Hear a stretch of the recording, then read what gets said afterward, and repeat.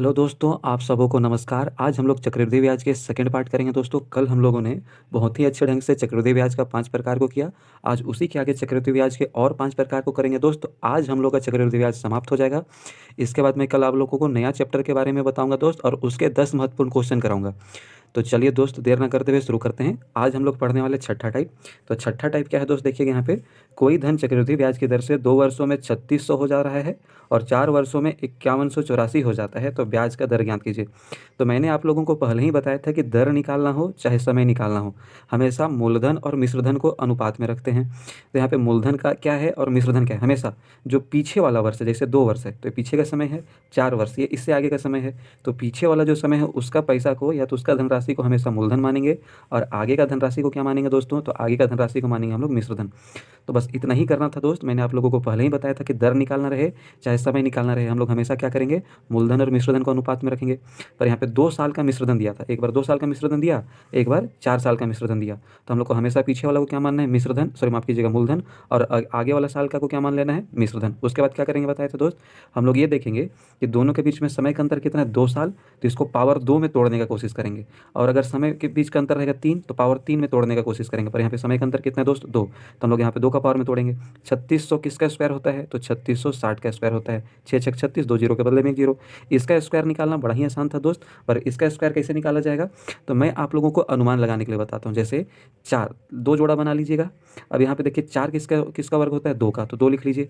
51 से छोटा क्या होता है वर्ग, तो 49 होता है। 51 से छोटा क्या होता है दोस्त, 49 होता है। 49 किसका वर्ग होता है, 7 का, यानी कि यहाँ पे सिर्फ 7 लिख दीजिए। ये यानी कि किसका वर्ग हो गया, 72 का। तो बस हो गया दोस्तों, 60 आ गया। तो 60 में से कितना का ब्याज मिल रहा है, 12 का, तो प्रतिशत निकाल लीजिए। 60 में से 12 गुना में क्या कर लेंगे दोस्त, 100। 12 पच्चीस 60, 5 दूना 10, यानी कितना परसेंट हो गया, 20%। बड़ा ही आसान टाइप था दोस्त। क्वेश्चन पढ़ने से समझ में नहीं आता कि कितना लंबा बनेगा, पर दोस्त टाइप याद रखिएगा कि समय अगर अलग अलग रहे और उसका मिश्रधन अलग अलग रहे, पीछे वाला मिश्रधन को मूलधन मानेंगे और आगे वाला मिश्रधन को मिश्रधन मानेंगे, दोनों को अनुपात में रख के हल कर देना है दोस्त। मैं एक बार आप लोगों को फिर से किसी भी संख्या का वर्ग चेक करने के लिए बताता हूँ कि उसका वर्ग कैसे निकालेंगे। जैसे मैंने एक संख्या का वर्ग पहले ही निकाल के रख लिया है, पर देखिएगा दोस्त, आप लोग भी इसको सीखिएगा। जैसे क्या है, 8649, ये किसका वर्ग है, तो 9 किसका वर्ग होता है दोस्त, लास्ट का संख्या देखना, 9 किसका वर्ग होता है, 3 का वर्ग होता है, तो 3 लिख लिए। अब उसके बाद इधर का वर्ग देखेंगे दोस्त, 86 किसका वर्ग होता है, मतलब 86 से छोटा कौन सा संख्या जो पूर्ण वर्ग है, 81 है। 86 से छोटा कौन है दोस्त, 81, और 81 किसका वर्ग होता है, 9 का, यानी कि जो पूरा संख्या किसका वर्ग हो गया, 93 का। बड़ा ही आसान तरीका था निकालने का। एक और बार बताता हूँ दोस्त, अच्छे से देखिएगा और बार बार प्रैक्टिस करके देखिएगा दोस्त। बड़ा ही आसान तरीका है किसी भी संख्या का वर्ग निकालने का, वर्गमूल निकालने का। जैसे मान के चलते हैं 56 25 दिया गया है, मान के चलिए दोस्त, 2 भाग में बांट देना है। इसका इकाई अंक में देखेंगे कि 5 है, तो 5 किसका वर्ग करने से आता है, 5 का वर्ग करने से 5 आता है। फिर 56 से छोटा पूर्ण वर्गमूल देखेंगे, तो 56 से छोटा पूर्ण वर्गमूल क्या है दोस्त, 49। 49 किसका वर्ग होता है, 7 का, तो बस 7 लिख देंगे दोस्त, यानी कि पूरा का पूरा संख्या किसका वर्गमूल था, 75 का। तो मुझे लगता है कि ये आप सीख गए होंगे दोस्त। बार बार प्रैक्टिस करके देखिएगा, आप भी बड़े आसानी से किसी भी संख्या का वर्गमूल निकाल सकते हैं। तो चलिए दोस्त, अगले टाइप पर बढ़ते हैं। अगला टाइप क्या है हम लोग का, कि 2100 का ऋण वार्षिक चक्रवृद्धि ब्याज की दर से 2 बराबर किस्तों में चुकाया जाना है, तो प्रत्येक किस्त की राशि क्या होगी। किस्त वाला क्वेश्चन है दोस्त, तो बड़ी ध्यान से देखिएगा। इसमें हम लोग को जो दर है उसका उपयोग करेंगे। जैसे दर है 10 बटा, तो प्रतिशत के बदले में नीचे क्या लिख लेंगे, 100। 10 एक 10, 10 नहीं 100, नीचे जो भी आएगा दोस्त उसको क्या मानना है, मूलधन। तो मूलधन हो गया 10, और इसमें जो ऊपर वाला को मानना है ब्याज, ऊपर वाला को क्या मानना है, ब्याज, नीचे वाला को क्या मानना है, मूलधन। तो मूलधन में जब ब्याज जोड़ते हैं तो क्या आता है दोस्त, मिश्रधन। तो मिश्रधन कितना हो जाएगा, 10 और 1 11, तो 11 हो गया मिश्रधन। अब इसमें क्या करना है, अगर 2 बार किस्त चुकाना है तो 2 बार लिख लेंगे। जैसे इसको गुना कर लेंगे, 10 गुना 10, और आगे क्या कर लेंगे, 11 गुना 11। 3 साल का रहता तो 11 को 3 बार गुना करते, इधर 10 को 3 बार गुना करते।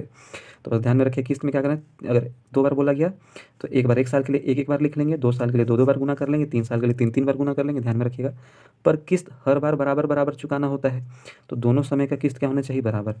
तो बराबर करने के लिए यहाँ पे 11, यहाँ पे देखिए 2 11 है, यहाँ भी बराबर गुना करने के लिए 11 गुना करेंगे तो 11 इधर भी गुना हो जाएगा। तो टोटल कितना हो जाएगा, 11 धाइए 110, 10 धाइए 100। टोटल मूलधन कितना या दोस्त, 210। टोटल मिश्रधन अगर देखेंगे या तो टोटल ब्याज देखेंगे कितना हो जाएगा, 11 गुना 11 121, 11 गुना 11 121। एक किस्त का वैल्यू कितना आ रहा है, 121। मूलधन कितना दिया है, 2100। तो मूलधन जितना दिया है उसको लिख लीजिए यहाँ पे, और उसका यूनिट को कहाँ रख दीजिए, उसके नीचे। और मिश्रधन का यूनिट सॉरी किस्त का यूनिट को क्या कर दीजिए गुना, तो क्या निकल गया, किस्त 0 से 0 कट गया, 21 दाहिए 210, 21 दाहिए कितना सॉरी 121 का 121, 0 का 0, यानी कि हम लोग को हर साल कितना कितना किस्त चुकाना होगा, 1210 बड़ा ही आसान टाइप था दोस्तों, जरूर प्रैक्टिस करके देखिएगा। मैं वीडियो के अंत में क्वेश्चन डाल दिया करता हूँ, तो आप उसका स्क्रीनशॉट मारने के बाद जरूर बना के देखिएगा दोस्तों। चलिए अगले टाइप पर आगे बढ़ते हैं। अगला टाइप है हम लोग का कि 1200 पर 10% वार्षिक दर से 2.1/2 वर्षों पर प्राप्त होने वाला चक्रवृद्धि ब्याज। देखिए दोस्त, जब समय फ्रैक्शन में होता है तो इसको निकालना बड़ा ही मुश्किल हो जाता है, पर हम लोग बड़ा ही आसान तरीका से निकालेंगे दोस्त। मैंने आप लोगों को कल 2 साल का ब्याज निकालने के लिए बताया था, जैसे एक बार फिर बता देता हूँ। जैसे 10% के अनुसार से 2 साल का ब्याज निकालना है, तो 2 साल का ब्याज निकालने के लिए पॉइंट डाल दीजिए, पॉइंट के एक तरफ गुना कर लीजिए और पॉइंट के एक तरफ उसी को क्या कर दीजिए, जोड़ दीजिए, 10 दाहिए 100। सिर्फ दो दो ही संख्या रखेंगे, एक बच गया, 10 10 20 और 1 21, यानी कि 10% के अनुसार से 2 साल के ब्याज कितना होगा, 21। मान के चलिए दोस्त कि हम लोग 12% के अनुसार से निकालते, तो 12 गुना 12 144 हो गया, तो 144 का 44 हाथ में बचा 1, इधर 12 12 24 और 1 25, यानी कि 12% के अनुसार से 2 साल का चक्रवृद्धि ब्याज कितना मिलेगा, 25.44। तो मुझे लगता है कि 2 साल का ब्याज निकालने आप लोग सीख गए होंगे। तो चलिए यहाँ पे देखिए 2.5 साल का निकालना है, तो पहले 2 साल का निकाल लेंगे। तो 2 साल का मैंने अभी भी निकालने के लिए बताया, इधर गुना करेंगे तो 10 दाहिए 100, तो 100 का कितना हो जाएगा दोस्त, तो 100 का हो जाएगा 2 0 10 10 20 और 1 21, 21% का ब्याज मिला। अब आगे आधा साल का निकालना है, तो आधा साल में कितना परसेंट का ब्याज मिलेगा दोस्तों, 5%। तो फर्स्ट 2 साल के लिए किस परसेंट, अगला आधा साल के लिए 5%, तो इसको ए मान लीजिए और इसको बी मान लीजिए, फिर ए बी फॉर्मूला डाल दीजिए दोस्त, बहुत ही आसान तरीके से बन जाएगा। मैंने ए बी फॉर्मूला का जिक्र प्रतिशत और लाभ हानि ये सब में बहुत बार किया हुआ है। तो चलिए दोस्त इसका यूज करते हैं। तो 21 + 5, 21 में 5 गुना कर देंगे तो 105, बटा में कितना 100, 2 जीरो है तो 2 के पहले क्या लग जाएगा दोस्त, पॉइंट। 21 में 5 जोड़ देंगे तो 26, 26 + 1.05 दोनों को जोड़ेंगे तो 27.05 आ गया दोस्त। ये हम लोग का टोटल ब्याज का प्रतिशत निकल के आया। यहाँ पे देखिए मूलधन कितना है, 12,000 रुपया है।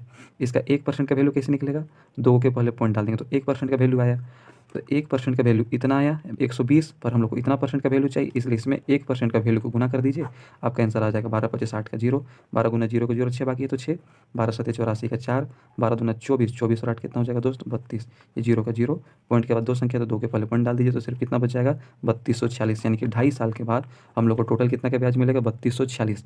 तो बड़ा ही आसान तरीका से मैंने आप लोगों को बताया है, बार बार इसको प्रैक्टिस कीजिएगा दोस्तों, ये आप लोग के लिए भी आसान हो जाएगा। चलिए अगले टाइप की ओर बढ़ते हैं। अगला टाइप का क्वेश्चन है 10 वर्षों का 3 वर्ष सॉरी माफ़ कीजिएगा 10,000 का 3 वर्ष का चक्रवृद्धि ब्याज क्या होगा, यदि पहले दूसरे और तीसरे वर्ष के लिए दर, पहले दूसरे और तीसरे वर्ष के लिए दर कितना कितना 4%, 5% और 10%। जब दर अलग अलग रहे तो सिर्फ क्या करना है दोस्त, मूलधन को लिख लेना है और उसके बाद जितना दर दिया गया उसको 100 में जोड़ते जाना है। तो 104/100, फिर 5 दिया तो 105/100, फिर 10 दिया तो 110/100।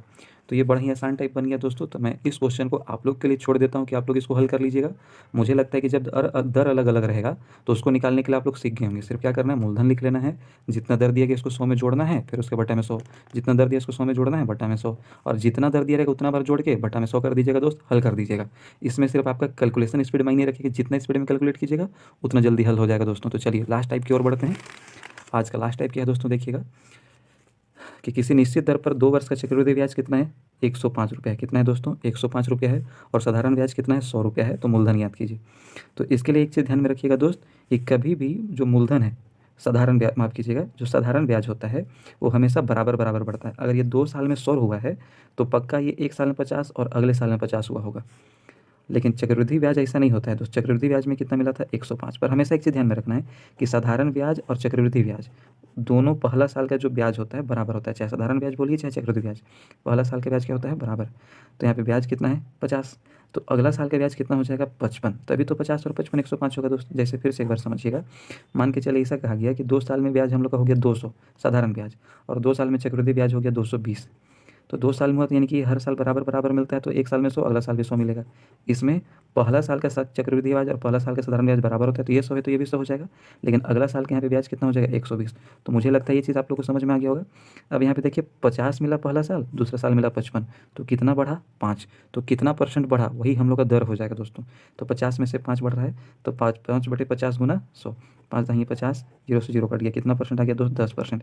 अगर दर निकालने के लिए बोलता तो हम लोग यही आंसर हो जाता, पर हम लोग को निकालना क्या है, मूलधन। तो मूलधन कैसे निकलेगा दोस्त, तो ध्यान में रखिए कि यहाँ पे जो भी दर है वो अपने आप में कितना परसेंट के सॉरी जो भी ब्याज है वो अपने आप में कितना परसेंट के बराबर होगा, 10%, क्योंकि 10% का ब्याज मिलता है। तो ये 50 कितना परसेंट के बराबर है, 10% के बराबर, तो 10 पचे 50, 1% का वैल्यू आ गया। अब मूलधन निकालना है तो कितना गुना कर देंगे 100, तो 5 गुना 100 कितना हो जाएगा दोस्तों 500, यानी कि 500 हम लोग का क्या हो गया मूलधन। 500 क्या हो गया दोस्तों मूलधन। बड़ा ही आसान टाइप था। और मैं इसको वीवीआई कर देता हूँ दोस्त अबर के जीडी के एग्जाम के लिए। मैंने जीडी का पेपर देखा नहीं, पर पहले ही मैं इसको ये आप लोगों के लिए वीवीआई कर दे रहा हूँ कि ये इस बार के जीडी में जरूर पूछा जाएगा दोस्तों। मैं जब जीडी का एग्जाम हो जाएगा, आंसर किया जाएगा, तब मैं सारे क्वेश्चनों का रिव्यू भी दूंगा दोस्त कि मैं जो जो टाइप पढ़ाया उसमें से कौन कौन सा टाइप आया है दोस्तों। तो मैं इसको पहले वीवीआई कर दिया हूँ दोस्त, अच्छे से सीख लीजिएगा। यहाँ तक जुड़े रहने के लिए आप सबों का बहुत बहुत धन्यवाद दोस्त। इसी तरीक़ा से मेरे से डेली जुड़िए और डेली नया नया ट्रिक सीखिए दोस्त। देखिए, जिनका मैं हमेशा कहता हूँ कि ट्रिक उन्हीं का जल्दी से समझ में आएगा जिनका बेसिक ठीक रहता है। तो थोड़ा थोड़ा दोस्त अपना बेसिक ज़रूर ठीक करिएगा। मैं ये जिनका ठीक नहीं होगा, मैं उनसे ये वादा करता हूँ कि जब ये जीडी का एग्ज़ाम खत्म हो जाएगा, उसके बाद मैं चैप्टर वाइज हर चैप्टर को ख़त्म कर दूंगा अच्छे अच्छे ढंग से। पर अभी एग्ज़ाम नज़दीक है, इसलिए सिर्फ मैं 10-10 टाइप जो इंपॉर्टेंट है उसे करा रहा हूँ दोस्तों। तो मेरे साथ डेली ज़रूर जुड़िए और नया नया ट्रिक सीखिए दोस्तों। यहाँ तक जुड़ने के लिए फिर से एक बार बहुत बहुत धन्यवाद। तो सभी मुस्कुराते रहिए, खुश रहिए, और मुझे भी अगर वीडियो अच्छा लगता हो तो कमेंट में भर भर के प्यार दिखाइए दोस्तों, भर भर के शेयर कीजिए।